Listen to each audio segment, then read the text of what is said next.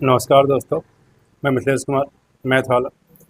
तो चलिए आज बात करेंगे क्लास 9 का मैथ एनसीईआरटी प्रश्नावली 2.1 और इसमें जितने भी क्वेश्चन है सारे के सारे क्वेश्चन देखेंगे।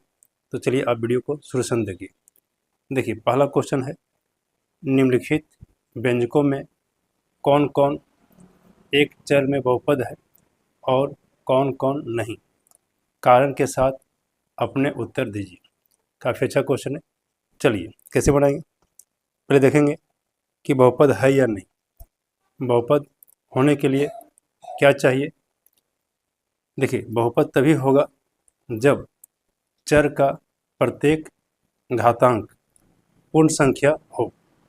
हमने क्या बताया कि बहुपद तभी होगा जब चर का प्रत्येक घातांक पूर्ण संख्या हो। यदि पूर्ण संख्या नहीं होगा तो बहुपद नहीं कहलाएगा।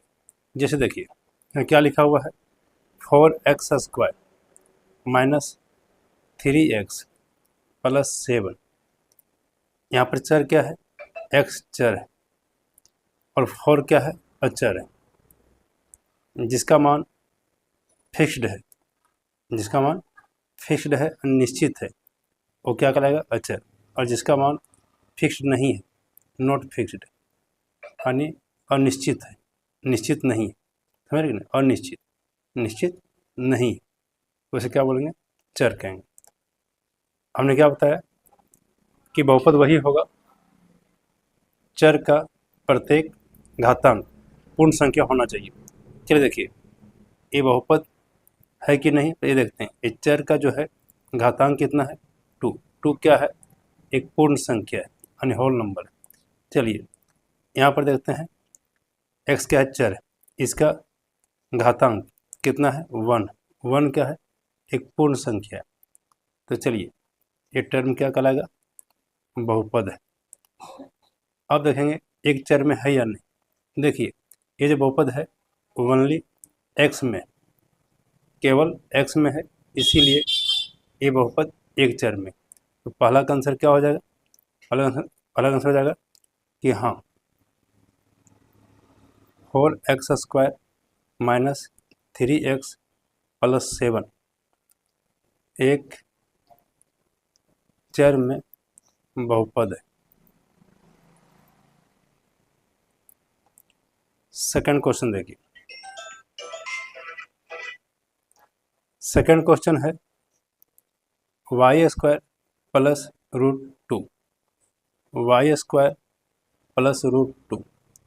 चलिए देखते हैं ये बहुपद है या नहीं। देखिए y क्या है, चर है, इसका घातांक देखेंगे कितना है, 2 है। 2 क्या है, एक पूर्ण संख्या है। तो चलिए ये जो टर्म है y² प्लस √2, ये क्या कहलाएगा, बहुपद। अब देखिए केवल y ही दिया हुआ है, ओनली y है, इसीलिए क्या हुआ, ये एक चर में होगा।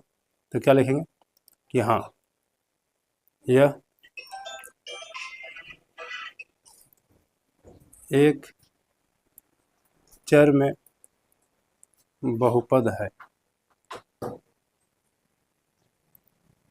अब नेक्स्ट देखिए क्वेश्चन नंबर थर्ड क्या है, 3√t प्लस t√2। चलिए फिर चेक करेंगे कि ये जो है बहुपद है या नहीं। चलिए इसको क्या ले सकते हैं, 3t⁻1/2 प्लस t√2। हमने क्या बताया कि बहुपद होने के लिए क्या होना चाहिए, चर का प्रत्येक घातांक पूर्ण संख्या होना चाहिए। चलिए यहाँ t क्या है, चर है, इसका घातांक क्या है, 1/2 है। 1/2 जो है एक पूर्ण संख्या नहीं, पूर्ण संख्या नहीं है, इसलिए ये बहुपद नहीं कहलाएगा।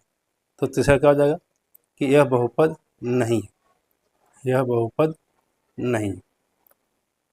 चलिए आगे चेक, अब आगे बढ़ेंगे। जब बहुपद है नहीं तो ये फिर इसमें एक चर है या नहीं, ये सवाल पैदा नहीं होता है। इसीलिए एक क्वेश्चन बहुत सोच समझ कर दिया है कि बहुपद है या नहीं, तो बहुपद नहीं। इस बार देखिए क्वेश्चन नंबर 4 देखिए, 4 क्या है, y प्लस 2/y। चलिए फिर चेक करते हैं यह बहुपद है या नहीं। चलिए यहाँ देखिए y प्लस 2 इंटू 1/y लिख सकते हैं इसको। यहाँ से क्या हो जाएगा, y plus 2 into y power -1। चलिए देखते हैं बहुपद है या नहीं। ये चर है, y क्या चर है, इसके घातांक 1 है, तो 1 क्या है, एक पूर्ण संख्या। चलिए अब यहाँ पर देखिए इस y पर जो है -1 है, तो -1 जो है पूर्ण संख्या नहीं है, इसीलिए ये भी जो है यह बहुपद नहीं, यह बहुपद नहीं। यह बहुपद है ही नहीं, तो इसमें एक चर है या नहीं वो देखना नहीं। चलिए नेक्स्ट चलते हैं, ये समझ गए। नेक्स्ट देखिए, नेक्स्ट क्वेश्चन है, निम्नलिखित में से प्रत्येक में एक्स स्क्वायर का गुणांक लिखिए।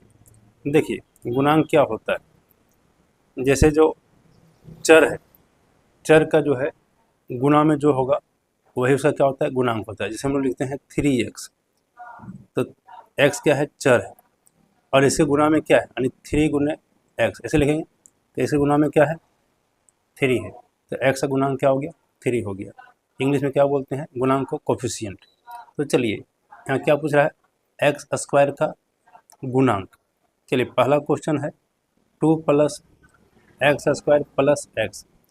चलिए 2 प्लस एक्स स्क्वायर का बात कर रहा है, तो इसको देखेंगे यहाँ पर कुछ नहीं है यानी 1 है, तो 1 इंटू एक्स स्क्वायर लिख सकते हैं प्लस एक्स।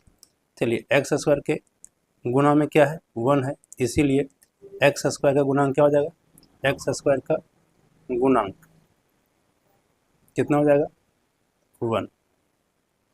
क्वेश्चन नंबर जो है सेकंड देखिए, 2 minus x square plus x cube.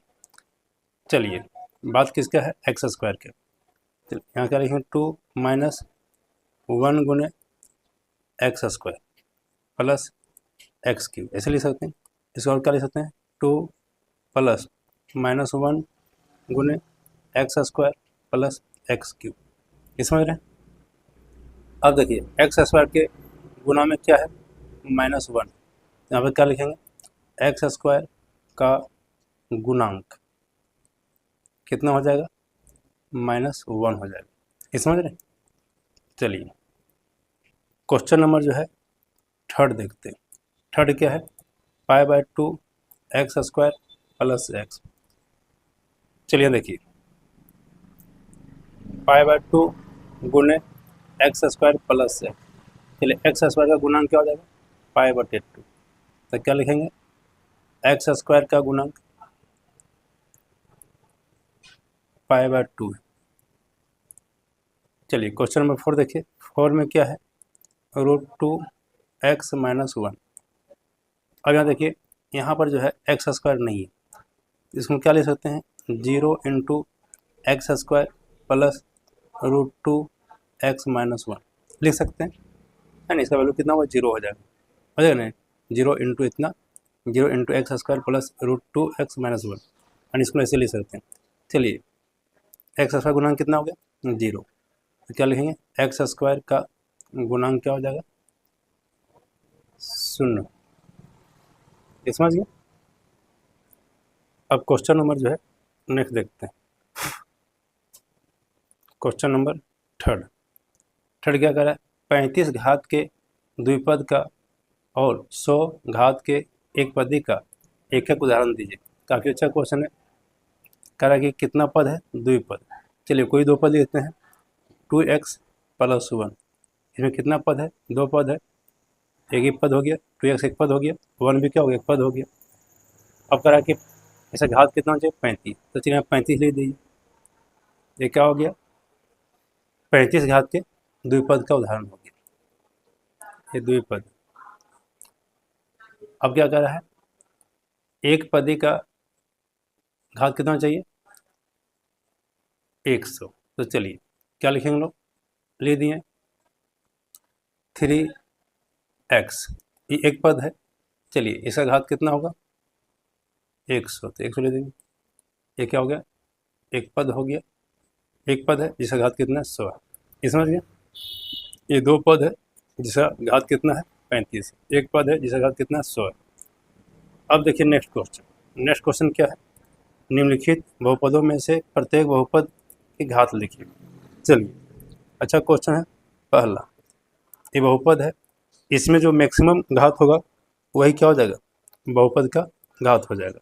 तो चलिए यहाँ पर देखिए 5x³ + 4x² + 7x, इसमें जो है मैक्सिमम घात कितना है 3 है, तो हमारा आंसर क्या हो जाएगा 3 हो जाएगा। चलिए दूसरा देखिए, यहाँ पर जो है मैक्सिमम घात कितना है 2 है, तो बहुपद का घात कितना हो जाएगा 2 हो जाएगा। ये समझ रहे हैं।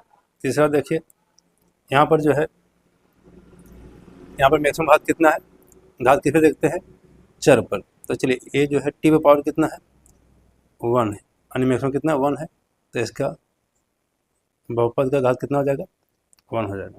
चलिए यहाँ पर देखिए, यहाँ पर कुछ नहीं, तो इसे क्या हो जाएगा 0 हो जाएगा। कैसे 0 हो जाएगा, देखिए 3 को लिख सकते हैं 3x⁻0, चाहे 3t⁻0, चाहे